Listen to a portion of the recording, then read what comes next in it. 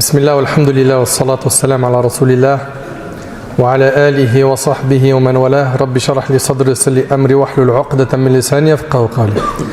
Mes chers frères, mes chères sœurs, assalamu alaikum wa rahmatullahi wa barakatuh. Tout d'abord, je remercie Allah tabaraka wa ta'ala de m'avoir facilité d'être parmi vous aujourd'hui. Et j'implore Allah subhanahu wa ta'ala de bénir ces quelques minutes qu'on va passer ensemble, de les accepter de ma part et de la vôtre. J'implore Allah subhanahu wa ta'ala de récompenser mon frère Farid Mounir, les responsables de la mosquée, pour cette invitation et pour ce souci qu'ils ont de faire vivre la mosquée. Fajazahum Allah khair, qu'Allah subhanahu wa ta'ala les inonde de bienfaits et qu'Allah subhanahu wa ta'ala vous récompense grandement pour être venu aujourd'hui à la mosquée pour écouter le rappel d'Allah. Car c'est le moyen le plus efficace pour pouvoir augmenter sa foi, augmenter ses connaissances religieuses. Et aujourd'hui, avec l'aide d'Allah tabaraka wa ta'ala, on va traiter un sujet qui est très important, qui est méditons sur la création d'Allah. Méditons sur la création d'Allah. Mon frère, ma soeur, imagine un jour que tu te retrouves face à un tableau magnifique. Tu vas sûrement t'arrêter et tu vas l'observer et tu vas même te demander, mais qui a dessiné ce magnifique tableau? Et il est possible que ce tableau te marque, que tu t'en souviennes longtemps. S'il en est ainsi des tableaux qu'ont dessinés les êtres humains, qu'en est-il des magnifiques tableaux qu'Allah tabaraka wa ta'ala a créés et a disposés partout autour de nous? Pourquoi ne pas s'arrêter un instant et méditer sur ces impressionnants tableaux qu'Allah tabaraka wa ta'ala a créés? Ahibati fillah, à tout moment où vous observerez la création d'Allah et que vous méditerez dessus, vous vous rendrez compte qu'à chaque fois vous vous retrouvez face à une chose d'une splendeur inouïe. On se doit de méditer sur chaque détail qu'Allah tabaraka wa ta'ala a créé. À chaque fois que le soleil se lève ou se couche, à chaque fois qu'on voit la lune, à chaque fois que la pluie tombe, à chaque fois qu'on voit les nuages, à chaque fois qu'on se retrouve face à un beau paysage tel que les montagnes, la mer, la verdure, etc., il faut s'arrêter face à cela et méditer. Méditer. Regardons chaque détail du corps humain, nos mains, nos poils, nos yeux. Et on va revenir sur le corps humain. Chaque plante, chaque oiseau, chaque papillon, chaque feuille d'arbre, tout autour de nous doit faire qu'on médite. On ne doit pas négliger at-tadabbur fi khalqillah, le fait de méditer sur la création d'Allah. Le prophète Ibrahim alayhi salam a pratiqué cette magnifique adoration. Notre bien-aimé alayhi salatu wassalam, vous le savez, qu'avant même de recevoir la révélation de l'ange Gabriel, il allait dans la grotte de Hira pour méditer, n'est-ce pas? Et cette adoration était celle des prophètes et des bien-aimés d'Allah, les véridiques. Comment est-il possible qu'aujourd'hui on a délaissé cette adoration? Comment est-il possible que beaucoup de personnes, même parmi vous, n'aient pas assez pratiqué cette adoration? La méditation. Méditer sur la création d'Allah tabaraka wa ta'ala. Alors qu'en réalité, la méditation a énormément de récompenses. Et les fruits de la méditation sont nombreux. Darda radiyallahu anha, c'est l'épouse d'Abu Darda, ce noble compagnon. Elle a été questionnée quelle était la meilleure adoration d'Abu Darda. Elle répondit la méditation.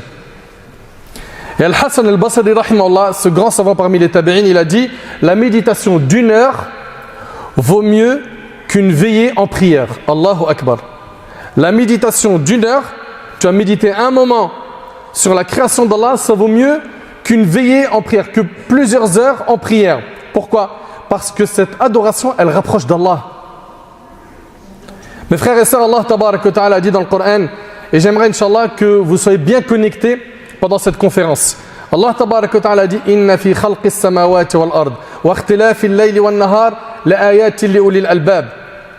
Puis Allah il est décrit alladhina yadhkuruna Allaha qiyaman wa qu'udan wa ala junubihim wa yatafakkarun ويتفكرون في خلق السماوات والأرض ربنا ما خلقت هذا باطلا سبحانك فقنا عذاب النار. Allah tabaraka wa ta'ala il dit en vérité dans la création des cieux et de la terre et dans l'alternance de la nuit et du jour il y a certes des signes pour les doués d'intelligence.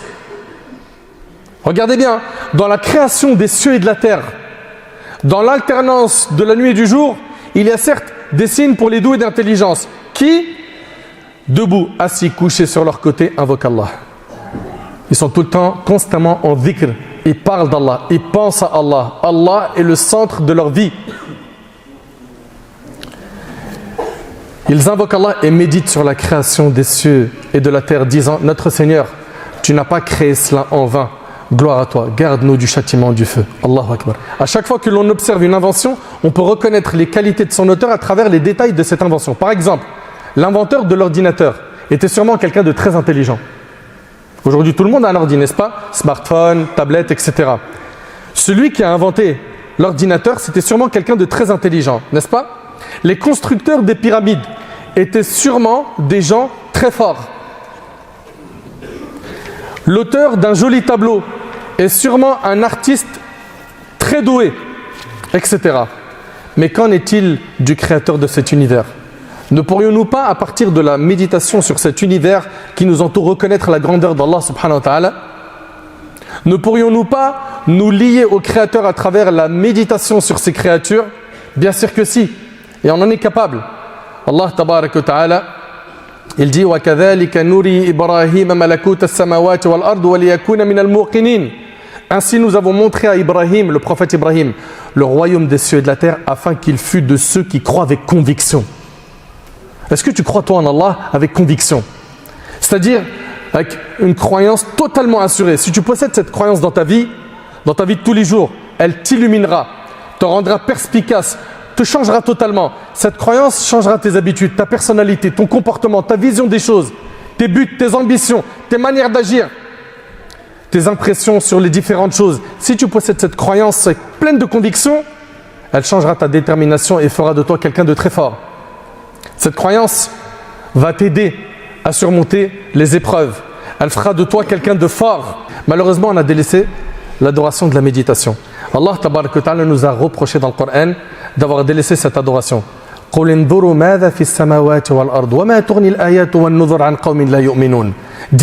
regardez, Allah subhanahu wa ta'ala, il dit quoi? Dis, regardez ce qui est dans les cieux et sur la terre. Mais ni les preuves, ni les avertisseurs, c'est-à-dire les prophètes, ne suffisent à des gens qui ne croient pas. Allah Ta'ala dit dans Sourate Yusuf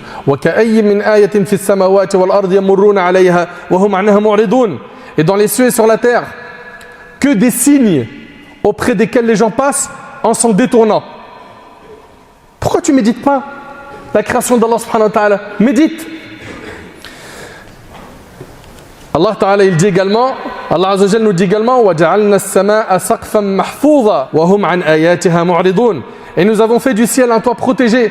Et cependant, ils se détournent de ces merveilles. Et Allah Ta'ala, il a dit أَفَلَمْ يَنْظُرُوا إِلَى السَّمَاءِ فَوْقَهُمْ كَيْفَ بَنَيْنَاهَا وَزَيَّنَّاهَا وَمَا لَهَا مِنْ فُرُوجٍ. N'ont-ils donc pas observé le ciel au-dessus d'eux? Comment nous l'avons bâti et embelli et comment il est sans fissure. Allah Ta'ala nous demande donc de méditer.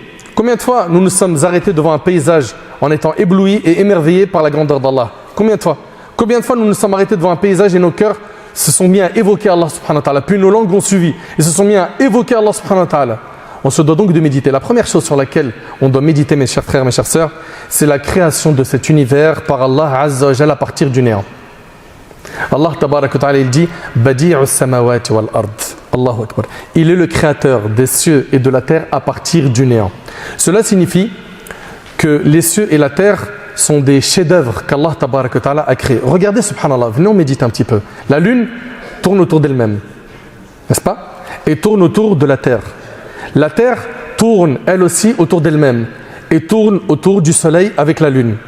Toutes les autres planètes tournent autour du soleil et tournent aussi autour d'elles-mêmes.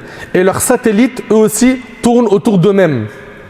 Et tout ce système solaire, comprenant le soleil, la terre, la lune, les planètes, les satellites, les étoiles, tout cela appartient à notre galaxie qui est la Voie lactée.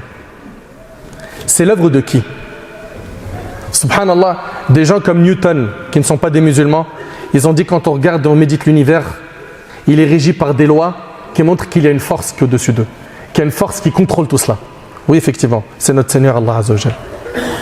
C'est lui, Allah Tabarak wa Ta'ala, qui contrôle tout l'univers. Allah Tabarak wa Ta'ala dit Rabbus samawati wal ard wa ma baynahuma wa rabbul mashariq. Le Seigneur des cieux et de la terre et de ce qui existe entre eux, le Seigneur des levants. Allahu Akbar. Mes chers frères, mes chères sœurs, on a vu ensemble un verset où Allah subhanahu wa ta'ala il dit Badi'us samawati wal ard. C'est-à-dire il est le créateur des cieux et de la terre à partir du néant. Le mot Badi' ici renferme plusieurs sens.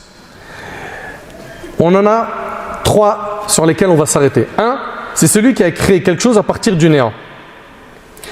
C'est-à-dire quelque chose qui n'existait pas auparavant. Et puis du néant, Allah subhanahu wa ta'ala, comme vous le savez, innama amruhu idha arada shay'an ay yaqula lahu kun fayakun. Son affaire à Allah consiste à dire à la chose soit et elle devient. Et vous le savez que inna Allah ala kulli shay'in qadir. Allah est capable de toute chose, n'est-ce pas? Et bien regardez bien, certes l'homme a inventé l'avion, mais il s'est tout d'abord inspiré de l'oiseau. Il a inventé la lampe et il s'est inspiré du soleil, etc. De plus, les inventions humaines ne cessent d'évoluer. Par exemple, prenons le premier avion et ceux qu'on a aujourd'hui, c'est les mêmes? Ils ont évolué, n'est-ce pas? Très bien. Donc on voit ici que ce que l'humain a créé est en permanente évolution, n'est-ce pas? Très bien. Contrairement à la création d'Allah qui, elle, n'évolue pas. Pourquoi? Allah tabaraka wa ta'ala a tout créé la première fois à la perfection. Allahu Akbar. Allahu Akbar. Subhanallah. Et d'ailleurs, s'il en est ainsi des cieux et de la terre, mais qu'en est-il du paradis qu'Allah a préparé pour ses serviteurs pieux? Allahumma rzuqna al-jannah ya Rabb. Deuxièmement, et ça c'est le deuxième point à retenir concernant le terme badi'a, celui qui est capable de créer une multitude d'espèces différentes appartenant à la même classe, c'est-à-dire à la même famille. Il est vrai qu'Allah tabaraka wa ta'ala a donné cette capacité à l'être humain, mais elle est très limitée. Par exemple, aujourd'hui, un parmi nos frères, notre frère, il veut construire une maison. Il va amener des architectes. Chacun va lui faire un plan. Ok? On sait que la plupart des plans ils vont être différents, mais il y aura des ressemblances. Oui ou non? Il va y avoir des ressemblances. Maintenant, on va comparer avec la création d'Allah. Allah tabaraka wa ta'ala a créé plus de 10 000 espèces d'oiseaux qui sont différents. Allah tabaraka wa ta'ala a créé des milliers de plantes, des milliers et des milliers d'animaux. Et aujourd'hui, nous sommes presque 8 milliards d'humains sur Terre, n'est-ce pas? On est environ 8 milliards. Regardez bien, 8 milliards de yeux différents. Allahu Akbar. 8 milliards de nez différents. 8 milliards de bouches différentes. 8 milliards d'empreintes différentes. 8 milliards de voix différentes. 8 milliards de visages différents. Et ça, c'est seulement l'être humain. Allah tabaraka wa ta'ala crée ce qu'il veut, quand il veut. Ses créations sont inépuisables, azza wa jal. Troisièmement, celui qui a créé une chose d'une beauté impressionnante et qui en même temps assure des fonctions de la meilleure manière qui puisse exister, contrairement à l'être humain. Par exemple, dans certaines mosquées, comme c'est le cas ici, on a ici, comme vous avez pu voir, des piliers, n'est-ce pas? On a des piliers. Il y a peut-être des gens derrière les piliers qui ne me voient pas. Très bien. L'idéal, ça serait qu'on retire ces piliers pour que tout le monde me voie, pour que tout le monde voie l'imam, ok? Ou le conférencier qui intervient chaque semaine ou chaque 2 semaines, n'est-ce pas? Mais qu'est-ce qui va se passer si on fait ça? La mosquée ne va pas tenir, n'est-ce pas? Très bien. On a donc préféré le côté pratique au côté esthétique, contrairement aux créations d'Allah qui sont non seulement magnifiques, mais en plus elles nous rendent service de la meilleure manière. Les nuages par exemple, qui sont magnifiques et assurent parfaitement leur fonction. Les montagnes, qui ont ce rôle de piquet pour raffermir la terre et qu'elle ne tremble pas. Si ces créations sont aussi belles, qu'en est-il de la beauté de celui qui les a créées? Il est le créateur des cieux et de la terre à partir du néant. Pourquoi est-ce qu'on ne ressent pas la grandeur d'Allah tabaraka wa ta'ala dans nos cœurs? Vous savez pourquoi? Je vais vous dire pourquoi. Parce qu'on s'est habitué à ces magnifiques tableaux. C'est vrai ou pas? Certains parmi vous, ils ont peut-être déjà fait des randonnées dans des forêts ou ils sont partis dans des beaux parcs. Ça touche quasiment plus personne aujourd'hui d'être dans un endroit qui est très beau. Ou bien, peut-être en allant au bled, vous êtes retrouvé à la plage et vous avez assisté à un beau coucher du soleil. Ouais, c'est beau, ouais. 1 fois, 2 fois, puis après, ça y est, ça ne fait plus d'effet. Non. Ce qu'il faut maintenant, c'est de casser ce caractère normal là. Vous voyez où on a normalisé un peu tout ça? Ça, il faut casser ce caractère normal. On devrait voir ces choses-là avec un autre œil. L'œil de celui qui voit ça pour la première fois. À chaque fois que tu regardes la création d'Allah, admire-la. Wallahi l'azim, je vous le jure par Allah, quand on est en randonnée dans une forêt ou un endroit, mais juste médite sur les arbres par exemple. L'arbre. T'imagines cet arbre-là que tu vois, il était dans une graine. Dans cette graine, il y avait l'arbre, ses troncs, les feuilles d'arbre vertes et des pommes rouges. Dans cette graine, Allahu Akbar. Elle est où la méditation? On ne médite plus. Pourquoi? On s'est trop habitué à tout ça. N'est-ce pas? On s'est habitué à ce décor. On ne médite plus. La méditation sur la création d'Allah va donc nous aider à laver nos cœurs, à nous rapprocher d'Allah. Imagine un petit peu que tu faisais partie du peuple du prophète Moussa alayhi salam. Au moment où il divisa la mer par la permission d'Allah en plusieurs voies. Imagine, tu assistes à cette scène. Comment serait ta foi à ce moment-là? Elle serait forte, n'est-ce pas? Sans aucun doute, elle serait raffermie et ta certitude aurait augmenté. Eh bien, cela t'arrivera si tu médites sur la création d'Allah. Si tu observes la mer, par exemple. Subhanallah, combien de gouttes d'eau y a-t-il dans ces mers et ces océans? Et comment se fait-il que certaines mers ne se mélangent pas? Comment ça se fait? Et pourquoi l'eau salée de cette mer qui s'évapore puis se transforme en nuage? Vous connaissez le cycle de l'eau, n'est-ce pas? Il se transforme en nuage et nous parvient. Pourquoi cette eau n'est plus salée? Allahu Akbar. D'autre part, saviez-vous que si ces mers étaient stagnantes, elles auraient pourri? Tout cela prouve une chose, c'est qu'Allah tabaraka wa ta'ala a tout organisé à la perfection. Et puis dans la mer, regardez la variété et l'énorme nombre de créatures sous-marines. Qui est derrière cette création? Qui? Et concernant le soleil, qu'a dit notre prophète Ibrahim alayhi salam lorsqu'il l'a regardé? Il a dit, quand il a débattu avec son peuple, Inni wajjahtu wajhi lilladhi fatara as-samawati wal ard. Je tourne mon visage exclusivement vers celui qui a créé à partir du néant les cieux et la terre. Vous voyez, subhanallah, quant à nous, quand on observe le soleil, quel impact ça a sur nous? Ou bien un coucher de soleil, ou un lever de soleil, ou bien les nuages, ou bien la pluie, ou bien quand il y a des orages. Mais est-ce que tout ça, ça te fait méditer sur la création d'Allah subhanahu wa ta'ala? Allahu Akbar. Mon frère, ma soeur, apporte un œuf et un oiseau et mets-les devant toi. Puis fais le lien entre les deux puisque l'un vient de l'autre. Et demande-toi d'où viennent ces plumes, ce bec, ces yeux, ces chants, ces vols. Allahu Akbar. Où était-il? Dans l'œuf. Méditez bien s'il vous plaît sur ce qui arrive. Où était ce caractère, cette joie, cette tristesse, cet orgueil, cette colère et tous les sentiments qu'on ressent chaque jour? Où étaient ses yeux, ses lèvres, cette langue, ses cheveux, ses bras, ses jambes qui nous permettent de nous déplacer? Tout ça, c'était où? Comment est-ce que la terre qui est noire puisse sortir un tronc d'arbre, un marron qui sort des feuilles qui sont vertes, des pommes qui sont rouges?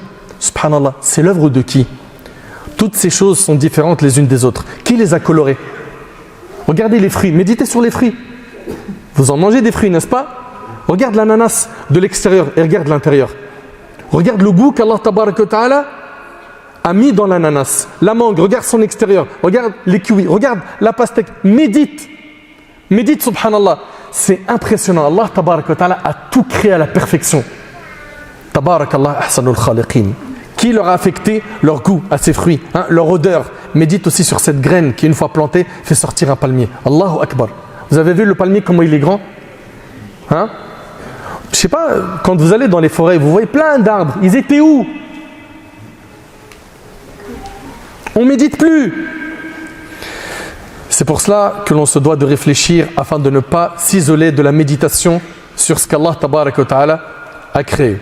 Et je veux que tu te dises, si Allah tabaraka wa ta'ala a créé cet univers immense, c'est qu'il y a une raison. Il ne nous a pas créés comme ça pour manger, boire, consommer, mourir, finir dans un trou et puis ça y est, c'est terminé. Ou comme dans un jeu vidéo, game over. Non. Tu n'as pas été créé pour cela. Tu as été créé pour un but. Pour adorer Allah tabaraka wa ta'ala. Pour te soumettre à lui azza wa jal. Subhan al-Malik. Wallahi al-Azim, si seulement on méditait. Lorsque le prophète Ibrahim alayhi salam affronta son peuple, il leur a dit فَأَيُّ الْفَرِيقَيْنِ أَحَقُّ بِالْأَمْنِ. Lequel donc des deux parties a le plus droit à la sécurité? Ce qu'il a voulu dire, c'est moi je suis avec Allah. Je suis sur le chemin de la vérité. Comment vous voulez que j'ai peur? Et toi, mon frère qui adore Allah tabaraka wa ta'ala, de quoi as-tu peur? Pourquoi est-ce que tu ne places pas ta confiance en Allah? Pourquoi tu as peur pour ta subsistance? Tu as le maître Azza wa Jal avec toi. Tu as peur de quoi? Tu les entends souvent les gens dire Alhamdulillah, de toute façon il m'arrive un truc, j'ai un bon avocat. Je tombe, il m'arrive une galère, j'ai assez de contacts pour rebondir. Et le roi, Al-Malik, à quel moment tu l'as évoqué? À quel moment tu l'as cité? Et d'ailleurs vous remarquerez que c'est notre dernier réflexe malheureusement, de penser à Allah quand on est éprouvé. Dès qu'on a une épreuve, ah ça, j'ai le bon filon. Je connais un imam, il va pouvoir me régler ça. Ah ça, ils font un raqi. J'ai ça sous le coude. Subhanallah. Le prophète sallam, quand il était éprouvé, quand il avait une épreuve, il faisait quoi? Il allait d'abord commencer par quoi? La prière. Et il demande à Allah, il invoque Allah. On a malheureusement aujourd'hui des gens qui ont plus confiance aux humains qu'à Allah, malheureusement. Subhanallah. Si tu reconnais bien la grandeur de ton Seigneur Azza wa Jal, tu vas avoir honte de lui désobéir. Bilal ibn Sa'd, rahimahullah, il disait: ne regarde pas la petitesse de ton péché, mais regarde l'immensité de celui que tu es en train de désobéir. Regarde l'immensité de celui que tu es en train de désobéir. Allah Azza wa Jal, le maître des cieux et de la terre, de l'univers. De cette manière, tu verras le plus petit péché que tu commets comme étant énorme. Et tu ne diras pas: c'est rien, c'est un petit péché. Et ce Seigneur Azza wa Jal qui a tout créé, mais lui qui est le puissant, il peut me châtier sur terre si je continue. Et vous savez que la personne qui persiste dans le haram, elle paye des factures sur terre. Celui qui persiste, c'est-à-dire il est là, c'est devenu un addict de péché, il est accro. Il y a des conséquences derrière les péchés. Ne pense pas que c'est sans conséquences. Sur terre, avant l'au-delà, si tu ne te repens pas. C'est pour cela qu'il faut, Allah yabarik fikum, valoriser notre religion. Il faut vraiment revoir notre relation avec Allah subhanahu wa ta'ala. Et la méditation fait partie des points qui nous permettent de quoi? De reconnaître la grandeur d'Allah. Chaque chose a été créée avec sagesse et dans un but bien précis. Par exemple, nos mains. Imaginez avec moi que nos mains n'avaient pas été créées comme on les voit là ici. Okay? Imagine que ta main ne ressemble pas à ça. Essaye d'ailleurs de l'imaginer différemment. Tu vas avoir du mal, n'est-ce pas? Subhanallah, Allah subhanahu wa ta'ala dit: laqad khalaqna al-insan fi ahsani taqwim. Nous avons créé l'homme de la manière la plus parfaite. Allahu Akbar. Regardez, nos mains. Imagine avec moi que nos mains n'avaient pas été créées ainsi. Imaginez qu'à la place de nos doigts, on avait des orteils du pied. Tout petit. On n'aurait rien pu faire avec. Tu peux rien attraper. Imagine que là ici, tu as des doigts de pied à la place des doigts de la main. Ok? Et si on n'avait pas de doigts? Et si on avait des doigts mais sans phalanges, sans articulation?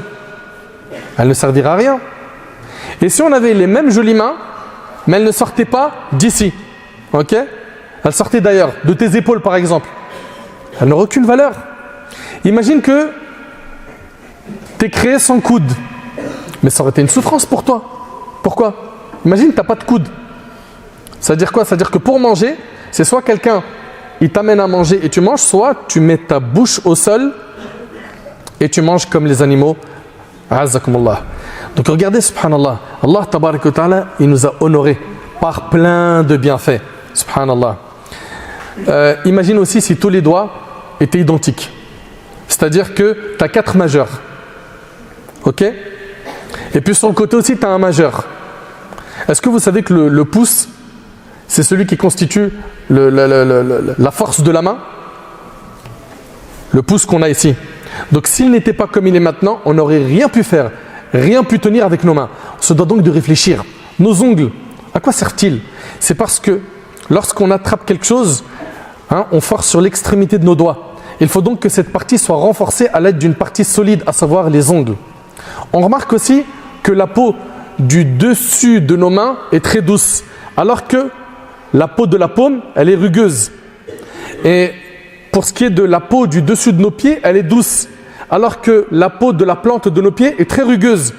Savez-vous que si la peau de la plante de nos pieds était douce, comme celle du dessus, personne n'aurait eu la capacité de tenir debout et tout le monde serait en train de sautiller en permanence. Subhanallah. Et si la paume de nos mains, et si la paume de la main était douce, comme celle du dessus, on n'aurait rien pu tenir avec nos mains. Qui est derrière tout cela? Et puis imaginez aussi les engins des chantiers. Ils ont mis du temps à faire ces engins dans les chantiers et tout pour construire, démolir, etc. Taïb. Les pelleteuses, par exemple. Pour lever le bras de cette pelleteuse, il faut appuyer sur un bouton. Pour faire avancer le bras, il faut appuyer sur un bouton. Pour descendre la pelleteuse, il faut appuyer sur un bouton. Pour ramasser quelque chose, il faut appuyer sur un bouton. Pour le déplacer, il faut appuyer sur un bouton. N'est-ce pas? Très bien. Donc cette opération, elle prend du temps.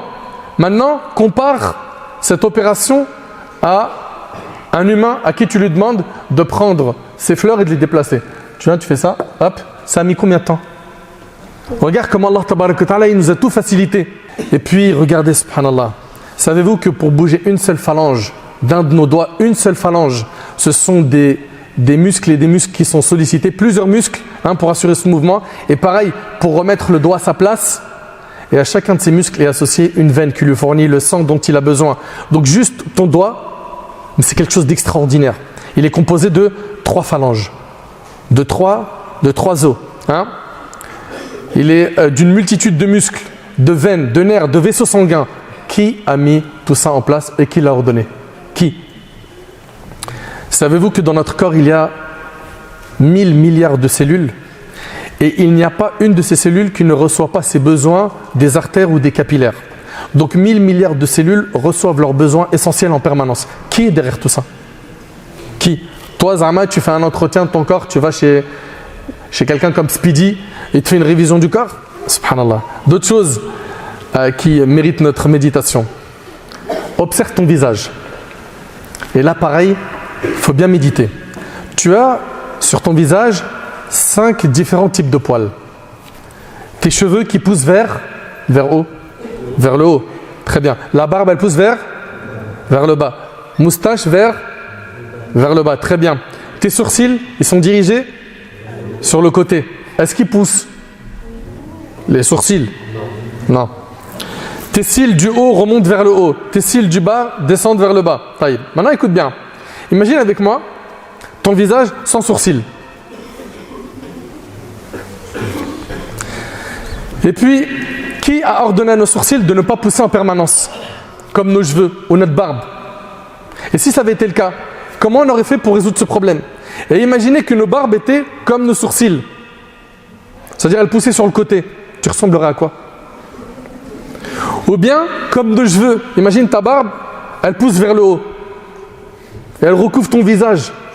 Ah là, je vois plus rien, il faut vite que j'aille chez le coiffeur. Et puis nos cils, les cils. Imagine si elles étaient inversées. Qu'allait-il en être? On aurait été très gênés, on n'aurait pas pu voir devant nous, n'est-ce pas? On se doit de méditer sur toutes ces choses-là. Autre chose, la mémoire de l'humain. Allahu Akbar. Sachez que toutes les cellules de notre corps se renouvellent tous les 6 mois. Écoutez bien, toutes les cellules de notre corps se renouvellent tous les 6 mois, sauf celle du cerveau qui ne se renouvelle jamais. Pourquoi? Parce que ce cerveau contient la mémoire. Est-ce qu'il vous est déjà arrivé de perdre tous les contacts de votre téléphone portable? Ça vous est déjà arrivé, hein? C'est une chose très embêtante. Eh bien, imaginez que vous deviez formater votre cerveau tous les 6 mois. Et puis que vous deviez de nouveau faire connaissance avec votre entourage tous les 6 mois, avec une nouvelle mémoire. Ça aurait été un énorme problème. Et quand on parle d'un disque dur d'un ordinateur, aujourd'hui on dit « Ouais, vas-y, prends un disque dur d'1 Tera, 4 Tera ou plus, n'est-ce pas? 1 Tera, vous savez, 1000 gigas. » Mais qu'en est-il de nos mémoires? Combien comportent-elles d'informations? Si on devait lister ces informations, on n'aurait pas pu le faire car elles sont indénombrables.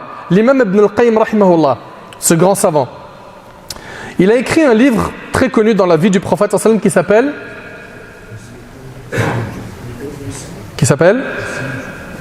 fait plusieurs volumes.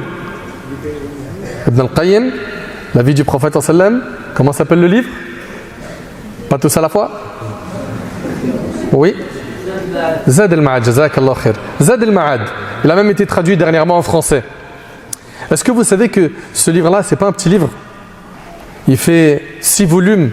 Il l'a écrit de sa mémoire pendant qu'il se rendait au pèlerinage. Allahu Akbar. On a des gens qui connaissent les 6 livres de hadith, Bukhari, Muslim, Abu Dawood, Tirmidhi, Nasa'i, Ibn Majah, avec les chaînes de transmission par cœur. Vous avez vu la mémoire? Subhanallah. Et en plus, contrairement au disque dur de l'ordinateur, on ne te dit pas achète un nouveau cerveau, le premier il est rempli. C'est impressionnant, hein? Tu peux le remplir tant que tu veux. Il n'y a pas de je dois en mettre un externe, une mémoire externe parce que celle-là elle est ma'amra. Non. Tu peux le remplir tant que tu veux. Encore une autre chose, le disque dur d'un ordinateur, il pèse lourd comparé au cerveau. Et puis lorsque tu cherches un fichier sur ton ordinateur, tu lances une recherche, hein, l'ordi peut bugger, ça prend un petit peu de temps, alors que ton cerveau met à disposition toute information dès que tu la recherches en un rien de temps. C'est l'œuvre de qui? Vous comprenez maintenant, ça veut dire quoi médite? Méditons sur la sagesse d'Allah tabaraka wa ta'ala. Savez-vous ce que l'on gagne lorsqu'on médite sur la sagesse d'Allah azza wa jal? On gagne le fait d'être satisfait de ce qu'Allah nous a destiné. Car tout ce qui nous arrive est pour notre bien. D'ailleurs, on dit qu'on croit au destin, qu'il soit bon ou mauvais. Mais en réalité, il est mauvais en apparence. Le destin d'Allah, en réalité, il ne contient que du bien. Le prophète n'a-t-il pas dit « Ajaban li amril mu'min » qu'est étrange l'affaire du croyant, toute son affaire ne comporte pour lui que du bien. Et cela n'appartient qu'au croyant. S'il lui arrive une bonne nouvelle, il remercie Allah et cela est meilleur pour lui. Et s'il est touché d'un malheur, il patiente et cela est meilleur pour lui. Quand il t'arrive un malheur, pour le croyant, on sait que c'est quoi? Une expiation de péché. Allah il t'élève en degré, n'est-ce pas? Tu tires beaucoup de bénéfices de cette épreuve. Ça te rapproche d'Allah, n'est-ce pas? Donc finalement, quand on dit que le destin il contient du mauvais, il est mauvais en apparence. Mais pour le croyant, il est quoi? Il est bon. D'accord? Eh bien, si tu médites sur la sagesse d'Allah, sur tout ce qui t'arrive, tu verras que finalement, il t'arrive que du bien. Tu voulais te marier avec une telle. Ok? Et puis ça n'a pas marché. Tu es dégoûté. Ah, ça vous parle ça, hein? Je vois des têtes se regarder et ils rigolent. Tu voulais à tout prix te marier avec elle. Ça n'a pas marché. Puis quelques temps après, tu t'aperçois que cette même personne avec qui tu voulais te marier, elle a complètement lâché la religion. Complètement lâché la religion. Et puis, elle a très mal fini. Et là, tu dis, subhanallah. Ah, je ne voyais pas à l'instant T que c'était pas un bien pour moi. N'est-ce pas? Tout ça pour vous dire quoi? Que tout ce qu'Allah va nous destiner n'est que pour notre bien. Ne soyez jamais mécontents. Dites alhamdoulilah tout le temps. Il faut donc que nos cœurs soient toujours satisfaits du destin d'Allah subhanahu wa ta'ala. Et quand on parle d'être satisfait du destin d'Allah, c'est une petite parenthèse très rapide, j'en profite. Comme vous êtes très nombreux et j'espère que vous relayerez l'info. Vous avez remarqué aujourd'hui qu'il y a beaucoup de musulmans et de musulmanes, ils disent on est satisfait d'Allah, mais concernant leur physique, toute la journée ils râlent. Je me vois laid, je me vois pas beau, je me vois pas belle. Et puis, on regarde aujourd'hui tellement ce que font certaines stars de télé-réalité et autres, qu'il y en a plein, ils sont influencés par ces gens-là. Résultat, en rapide pour faire des raccourcis, la multiplication des chirurgies esthétiques. C'est des gens qui ne sont pas satisfaits de ce qu'Allah leur a accordé. Le prophète il a dit, sois satisfait de ce qu'Allah t'a accordé, tu seras le plus riche des gens. Et c'est rapporté par Tirmidhi. Sois satisfait. Quoi, qu'est-ce qu'il y a? Ah, parce que tu préfères avoir telle forme que telle autre. Ok? Mais remercie Allah, regarde. Toi, tu vois, il y en a qui ne voient pas. Toi, tu entends, il y en a qui n'entendent pas. Moi, je me suis déjà retrouvé à la Mecque avec des gens. Je me rappelle sur le toit de la mosquée de la Kaaba. J'oublierai jamais de ma vie. C'était des malentendants. Ils se sont retrouvés là-bas, ils étaient hyper contents. Et quand on est à Mecca, pour ceux qui ont déjà visité les lieux saints et qui ont prié à la mosquée de la Kaaba, vous avez vu les récitateurs là-bas, il y a vraiment de la qualité. Et ça te booste le iman, ça te fait du bien au cœur d'entendre Abdullah Johani, Maher al-Mu'aqli, etc. N'est-ce pas? Et subhanallah, eux, ils étaient avec moi dans la mosquée, mais ils n'entendent pas. D'autres se sont retrouvés là-bas, des musulmans, aveugles, ils n'ont pas vu la Kaaba. Je ne sais pas si tu imagines. La plupart de ceux qui ont visité les lieux saints, qui sont rentrés dans la mosquée de la Kaaba, la sahaïba, elle fait de l'effet. Lui, il est arrivé là-bas, on lui a dit, c'est bon, t'es à la mosquée. De quoi tu te plains? Non, il faut que je refasse mes lèvres. Qu'Allah te guide, ma soeur. Je dis ma soeur parce que je ne connais pas de frère jusqu'à maintenant. C'est pas encore arrivé chez les frères.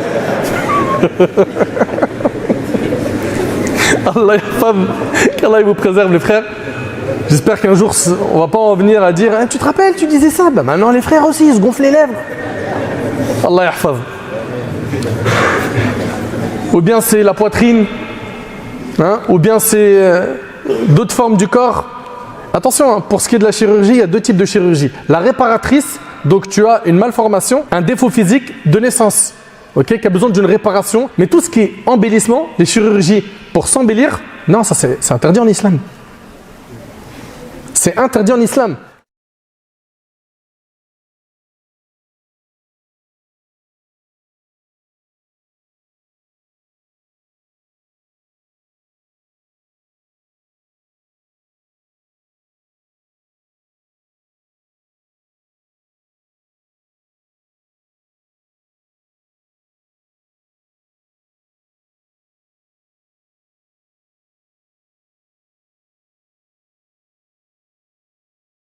Mélangez pas chirurgie réparatrice et celle qui est faite pour embellissement.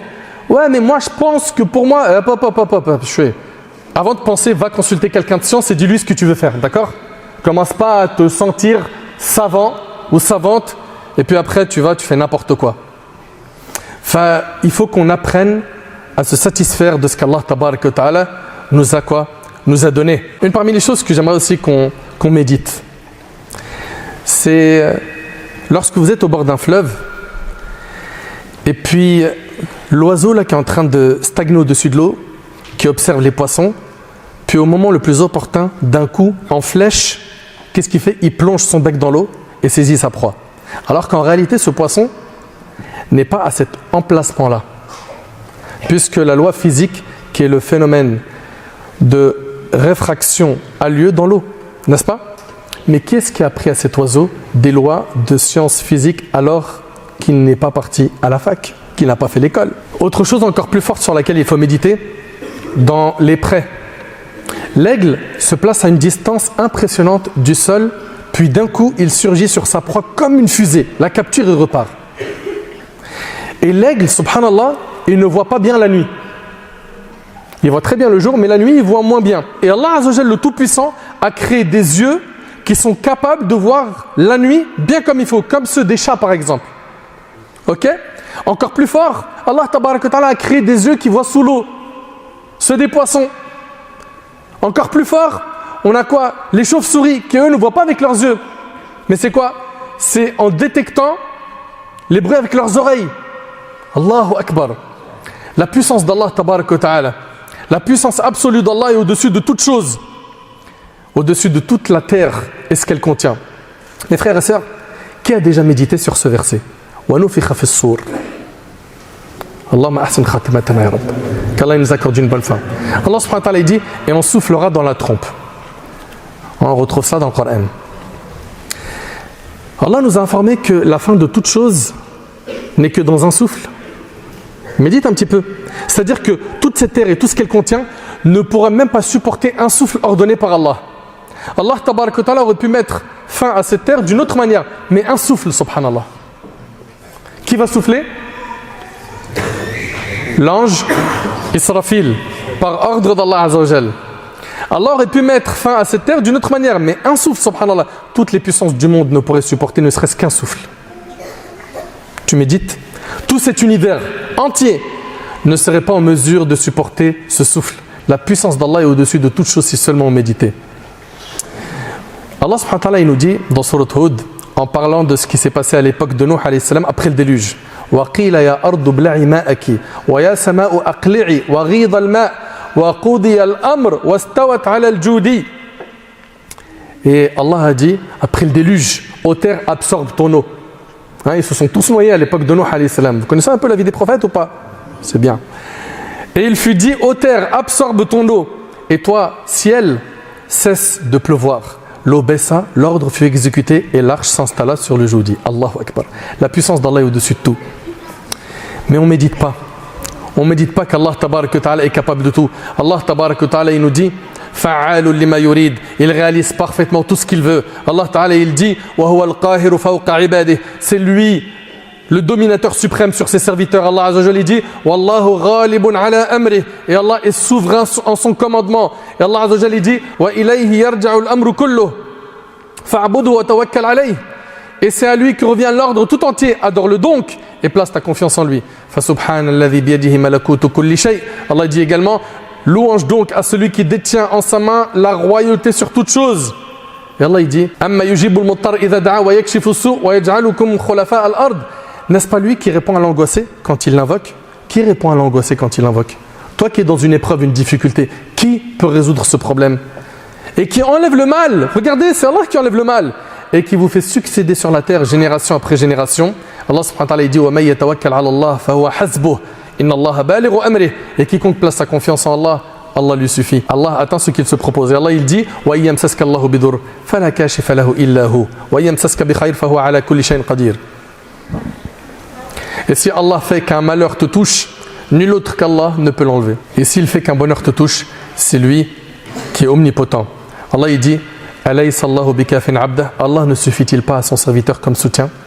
Pourquoi aujourd'hui nous, on ne place pas notre confiance en Allah subhanahu wa ta'ala? Regardez l'oiseau. Les oiseaux ne passent pas tout leur temps à rechercher la nourriture. Vous le savez ça ou pas? C'est un moment dans la journée et puis le reste du temps ils s'amusent. Et le prophète sallallahu alayhi wa sallam a dit dans le hadith qui est rapporté par l'imam Ahmad et Tirmidhi et d'autres, selon Omar ibn Khattab radiyallahu anhu, il a dit: si vous placez votre confiance en Allah comme il le veut véritablement, il vous donnerait votre subsistance comme il la donne aux oiseaux. Ils partent le matin le ventre vide et ils rentrent le soir le ventre plein. Subhanallah. Est-ce que nous on a confiance en Allah?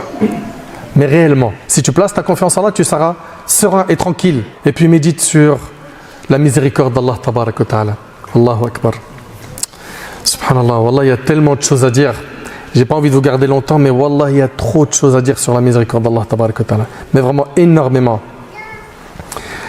Vous savez, subhanallah, à quoi est comparable notre image sur terre? Walillahi al-mathal al-a'la. C'est comme si quelqu'un avait mis en place une centrale électrique avec tous ses composants, toutes les liaisons nécessaires, câbles, etc. Puis il relie cette électricité à ton appartement. Puis toi tu viens, tu appuies sur l'interrupteur et c'est bon. T'as quoi? Tu as la lumière qui s'allume. Au final, tu n'as eu qu'une chose à faire, c'est d'appuyer sur ce bouton. Sinon tu n'as quoi? Tu n'as absolument rien fait dans tout cela. Tout ça pour vous dire qu'Allah tabaraka wa ta'ala a mis à notre disposition tout ce qu'il nous fallait sur terre. Tout. Tout ce qui nous est demandé est très simple. C'est des choses qui sont faciles à accomplir. Dans les adorations, alhamdulillah, c'est quelque chose qu'on peut faire. Okay? Il n'y a rien d'impossible dans les adorations. À présent, nous allons traiter un des points les plus importants de ce dars, à savoir la méditation sur la grandeur d'Allah tabaraka wa ta'ala. Dans à peu près 10-15 minutes, on a terminé. C'est bon pour vous? Vous tenez? Ça va? Solide? Non, tu tiens pas? Toi, t'es habitué à TikTok, 1 minute? Je te taquine, petit frère. Hein? Je t'aime pour Allah. Vous avez remarqué qu'on veut nous imposer ce format aujourd'hui? Ouais, Akhi, tu fais des conférences, elles sont longues. Nous, c'est 1 minute. Akhi, 3 minutes, tu perds l'attention des gens. Ça, c'est un mensonge, ça. Vous dites n'importe quoi. Je suis très bien placé pour vous le dire. Vous savez pourquoi? Dans les statistiques de notre chaîne sur YouTube, les vidéos les plus visionnées, c'est les plus longues. Et grâce à Allah, je me suis beaucoup déplacé en France. Et à chaque fois qu'on va dans des endroits, vous savez, les noms de villes où tu ne sais même pas aller où dans la carte. Tu vois les noms de villes là où tu as l'impression que c'est un nom de médicament. Eh bien, on est déjà parti dans des villes comme ça, où les gens m'ont dit on n'a pas de mosquée. On vient de loin pour assister à la conférence. Et c'est un événement pour nous de s'asseoir en famille pour regarder une vidéo d'1 heure. Pensez pas que tout le monde pense comme certains. Hein. Le format 1 minute, si tu dépasses 1 minute, non, non, non, non.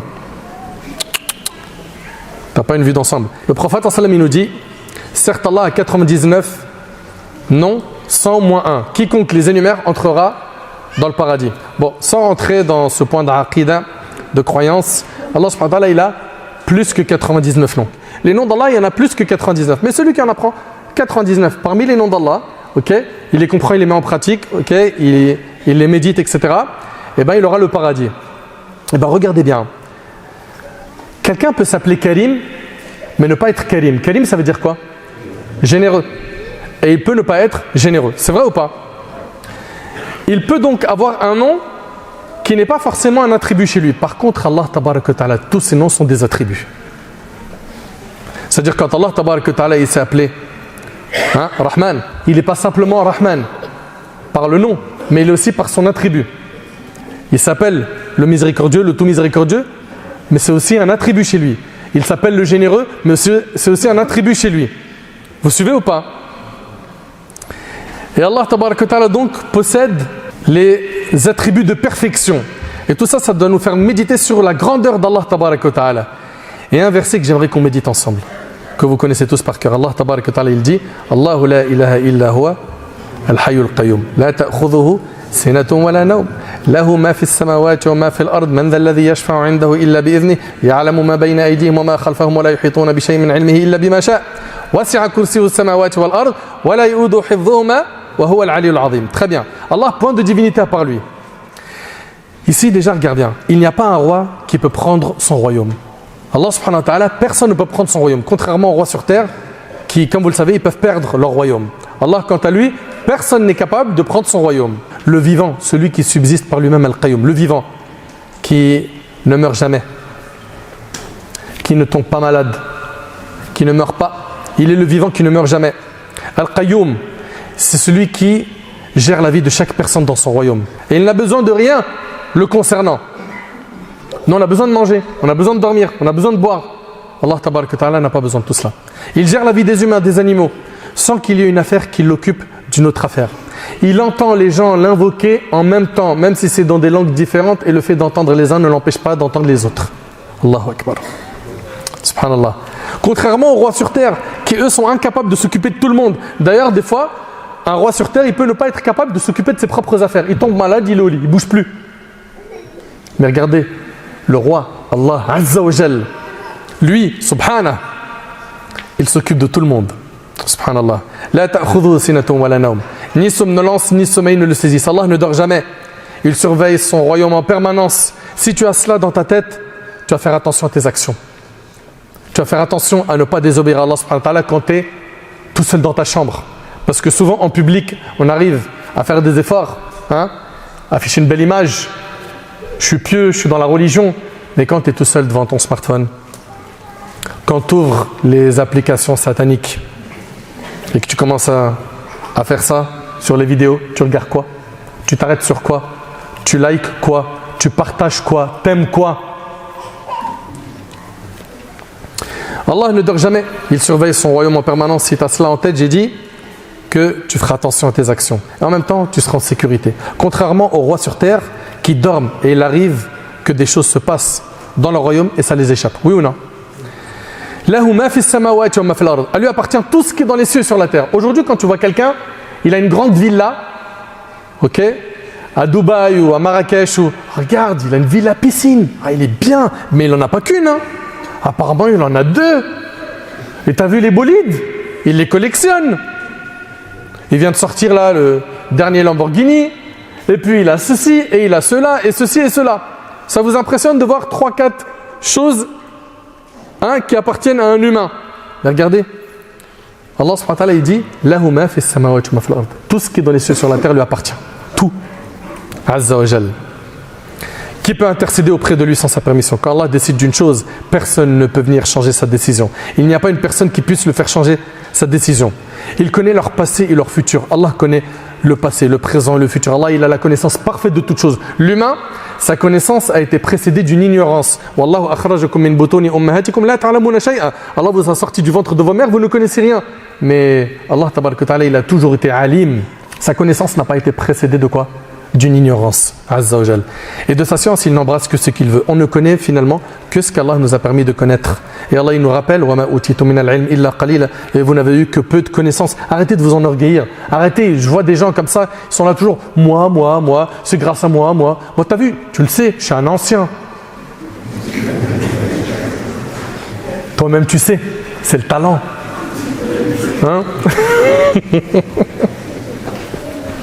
Tu devrais faire un régime de nafs. Tu vois ton nafs là? Fais-lui perdre des kilos.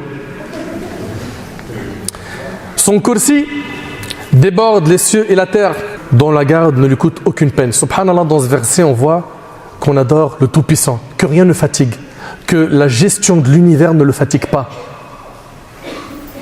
Il n'a pas besoin de se reposer. Il a créé les cieux et la terre sans éprouver la moindre fatigue. Et il est le très haut, le très grand. Allah est le très grand dans sa création et dans toutes choses. Subhanallah. On en est où nous par rapport à notre adoration? Vous savez, j'ai envie de vous parler d'un verset qui me touche énormément. Énormément. Ce verset, c'est celui où Moussa alayhi salam, il avait un rendez-vous avec son Seigneur. Et il s'est hâté, il est même arrivé avant les gens qui devaient l'accompagner, de Bani Israël, pour ceux qui connaissent l'histoire de Moussa alayhi salam. Et qu'est-ce qu'il a dit? Il a dit وَعَجِلْتُ إِلَيْكَ رَبِّ لِتَرْضَى. Et sur ça, on va terminer Inch'Allah notre conférence. Et je me suis hâté vers toi Seigneur afin que tu sois satisfait. Allahu Akbar. Il s'est précipité pour obtenir la satisfaction d'Allah. Où on en est nous par rapport à nos adorations, notre pratique religieuse? Est-ce qu'on est les premiers à vouloir faire le bien? Quand il y a une concurrence dans le bien, que ce soit dans les aumônes, dans l'humanitaire, dans le social, dans la da'wah, est-ce que tu es le premier? Est-ce que tu te presses pour obtenir la satisfaction d'Allah? Ou est-ce que tu as adopté le code de certains qui malheureusement n'ont rien compris, ils veulent que la satisfaction de leurs followers. Ils vivent pour ça. Il va poster des choses pour obtenir le max de likes. Même si c'est pourri, même si c'est de l'égarement, même si c'est des péchés. Ça marche, ça fait cliquer. Allez, poste. Mon frère, tu es en train d'égarer des gens. Ma soeur, tu es en train de faire n'importe quoi. Faites attention, vous êtes en train de faire n'importe quoi. Et de plus en plus, on voit des gens qui utilisent très mal les réseaux sociaux. Wallahi l'azim. Wallahi. J'aurais jamais imaginé, il y a 10 ans, ou il y a 15 ans, imaginez qu'il pouvait y avoir des sœurs qui ont ce courage et cette audace de s'afficher avec le hijab en train de mettre des clips de rap ou de la musique et danser sur TikTok. J'aurais jamais imaginé. C'est vrai ou c'est pas vrai? Ma sœur, tu portes le hijab, ma sœur. Tu portes le voile. C'est quoi le voile pour toi? C'est un bout de tissu. Le voile, c'est un symbole de pudeur, c'est un comportement, c'est un package. Et vous avez vu aujourd'hui, de plus en plus les jeunes utilisent malheureusement ces réseaux sociaux pour faire n'importe quoi, s'autodétruire. Wallahi, yawm al-qiyamah, si vous ne vous repentez pas, vous vous exposez à un très grand danger. De plus en plus, on les voit malheureusement faire n'importe quoi. Mais pourquoi? Parce que ça apporte des clics, ça amuse la galerie, ça fait kiffer tout le monde. Je vais gagner la satisfaction des gens et la satisfaction d'Allah dans tout ça. Pourquoi est-ce que tu n'adoptes pas ce slogan que Moussa alayhi salam il a adopté? Et je me suis hâté vers toi, Seigneur, afin que tu sois satisfait. C'est quoi ton problème à gagner la satisfaction d'Allah, même si tu perds la satisfaction des humains? Mais bingo, tu as gagné si tu as gagné la satisfaction d'Allah. Et puis s'ils ne sont pas satisfaits de toi parce que tu pratiques ta religion, tant pis. Le plus important, c'est qu'Allah soit satisfait de nous. Il faut qu'on revoie nos priorités dans notre vie. De quoi ton cœur est-il désireux? Qui d'entre nous est pressé d'atteindre le prochain mois de Ramadan? Qui d'entre nous veut faire le bien? Qui d'entre nous est pressé de finir l'apprentissage du Coran? Et celui qui a appris le Coran, qui parmi nous veut apprendre une autre riwaya? Il a fini Hafs, maintenant il va apprendre en Warsh, et ainsi de suite. Qui d'entre nous veut se concurrencer dans l'apprentissage des hadiths, dans le fait de faire la da'wah, d'appeler à Allah? Je vous vois aujourd'hui, vous êtes en train de solliciter les imams dans les commentaires, et qu'Allah il vous récompense. Ça se voit que vous avez énormément de bien et vous voulez voir les imams se déplacer dans vos mosquées. On aimerait bien voir un tel et un tel et un tel qu'on suit sur YouTube, Insta, etc. Mais pourquoi ça ne serait pas toi qui serais à ma place? Quand je parle avec des gens, ils me disent « Ouais, mais non, parce que toi quoi ?» Je suis sorti du ventre de ma mère, j'avais un ordinateur devant moi avec des écrits et je parlais. Ça s'apprend. Faut étudier. Faut faire des efforts, faut sacrifier. Mais non, le nafs, il préfère quoi? La fainéantise, la paresse. Allez, mets-moi une série Netflix de 2000 vidéos. Votre temps, il est trop précieux. Et un point aussi que j'aimerais, Inch'Allah, que vous reteniez. Si parmi vous, il y en a qui ont des comptes TikTok, Insta, etc., redirigez-les vers le khir, vers le bien. Et arrêtez de mettre en avant vos personnes. Tes personnes. Ok? Toi, tes personnes. Non, mais parce qu'en fait, moi, il m'aime pour ce que je suis. T'es qui? Tu fais quoi? C'est quoi ton message?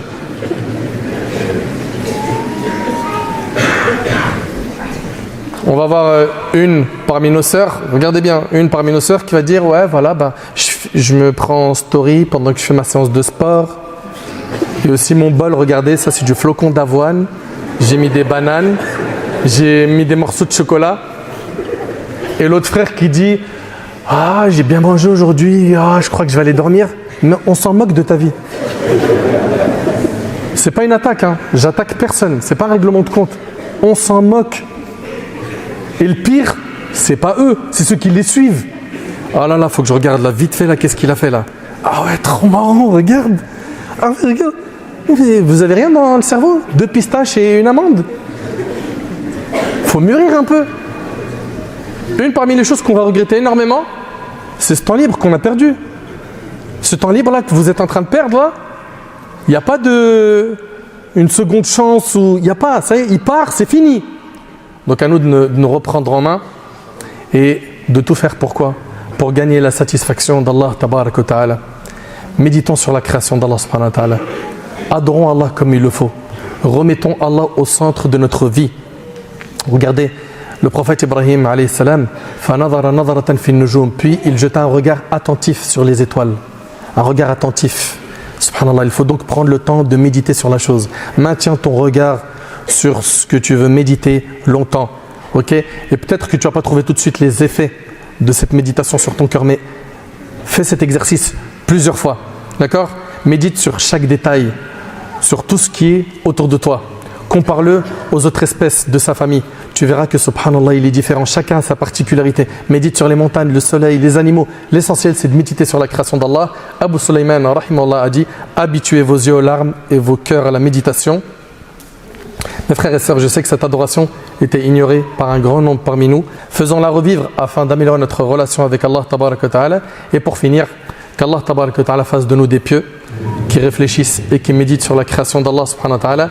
Sallallahu subhanahu wa ta'ala yanfa'ni bima qultu yanfa'akum bima sami'tum. Hadha wallahu a'lam. Subhanaka Allahumma bihamdik ashhadu an la ilaha illa anta astaghfiruka wa atubu ilayk.